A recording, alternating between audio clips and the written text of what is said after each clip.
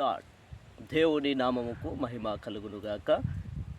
ఈరోజు సామెతల గ్రంథము 13వ అధ్యాయము 24వ వచనము నుండి 2 విషయాలు మనము ధ్యానం చేసుకుందాం.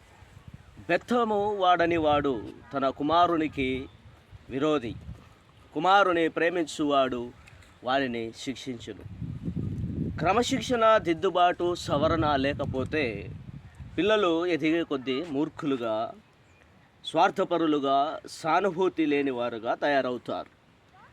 దేవుడు మనుషుల పట్ల వ్యవహరించే తీరులు గ్రహించలేని వారవుతారు. క్రమశిక్షణలో పెట్టకపోవడం తమ సొంత పిల్లలను ద్వేషించి వారిని చేతులారా పాడు చేయడంతోనే సమానంగా ఉంటుంది.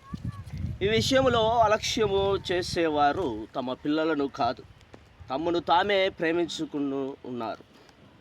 నిజమైన ప్రేమ ఎప్పుడు క్రమశిక్షణలో పెడుతుంది. సామెతల గ్రంథము 3వ అధ్యాయము 11 మరియు 12 వచనములో ఈ విధంగా రాస్తుంది: నా కుమారుడా, యెహోవా శిక్షను తృణీకరింపవద్దు, ఆయన గద్దింపునకు విసుకవద్దు. 12వ వచనం: తండ్రి తనకు ఇష్టడైన కుమారుని గద్దించు రీతిగా యెహోవా తాను ప్రేమించు వారిని గద్దించును అని. ప్రియమైనటువంటి దేవుని సంఘమా, ప్రత్యేకముగా జ్ఞాపకం చేసుకోవాలి.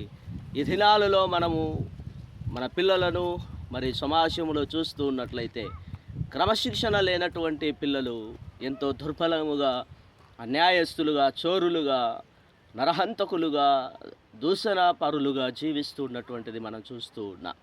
కనుక మన పిల్లలను దేవుని యొక్క క్రమశిక్షణలో, గౌరవ మర్యాదలతో వారిని పెంచేటువంటి వారిగా దేవుని యొక్క వాక్యము ప్రకారము తండ్రి తనకు ఇష్టడైన కుమారుని గద్దించు రీతిగా యెహోవా తను ప్రేమించు వారిని గద్దించును అన్న ప్రకారం మన పిల్లలను మనము ప్రేమించుచున్నటువంటి వారైతే వారిని తప్పకుండా గద్దించాలని దేవుని యొక్క వాక్యము మనతో మాట్లాడుతుంది.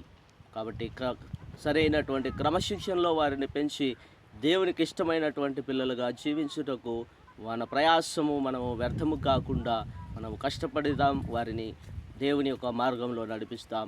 దేవుడు మనల్ని దీవించి